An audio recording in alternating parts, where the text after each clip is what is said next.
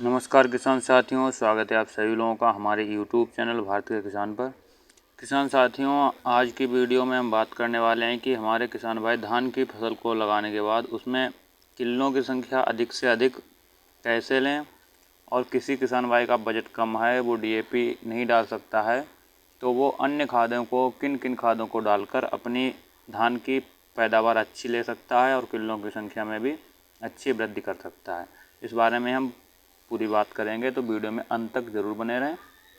किसान साथियों, जो धान की लगाने के बाद 8 दिन के बाद जब हमारा धान अपनी जड़ों को फैलाने लगता है, जड़ों से पोषक तत्व लेने लगता है, तब हमारा जो धान है वो खाद डालने की उचित अवस्था में आ जाता है। तो उस समय हमें ध्यान रखना चाहिए कि हम अपने धान के पौधे को उचित मात्रा में पोषक तत्व प्रदान करें, जिससे कि उसका अच्छे से विकास हो, वो किल्लों की संख्या अच्छे से निकाल सके। तो इसमें हमारे जो मुख्य तत्व होते हैं नाइट्रोजन, फास्फोरस और पोटास होते हैं, NPK के नाम से जिन्हें जाना जाता है। अगर आपका बजट सही है तो आपको 50 kg DAP लेना है, जिसमें फास्फोरस होता है। 25 kg आपको नाइट्रोजन लेना है, जिसे यूरिया के नाम से हम जानते हैं। और इसके साथ में आपको 1 एकड़ के लिए आधा किलो ह्यूमिक एसिड लेना है।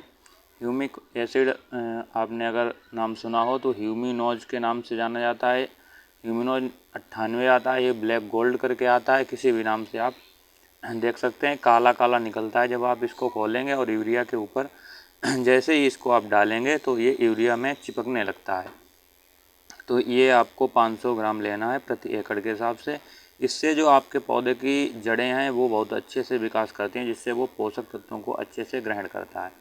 तो इन तीनों के साथ अगर आपका बजट सही है तो आप सागरिका आती है, इफ़को की सीवीड होता है, समुद्री शैवालों से बना होता है, इसको भी आप ले सकते हैं अगर आपका बजट उचित है।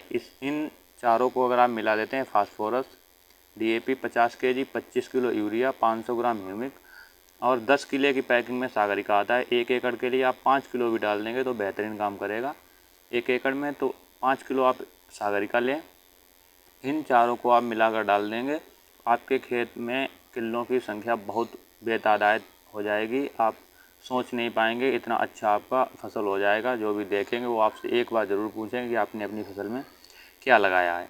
अगर दूसरी बात है कि आपके पास थोड़ी बजट कम है, आप इतना नहीं डाल सकते हैं, DAP नहीं ले सकते हैं, तो आप यूरिया से भी काम चला सकते हैं। इसमें आपको लेना है यूरिया, आपको जो नाइट्रोजन होता है, यूरिया आपको 50 kg नहीं लेना है, आपको लेना है यूरिया लगभग आपको 35 kg प्रति एकड़ का आपको यूरिया लेना है।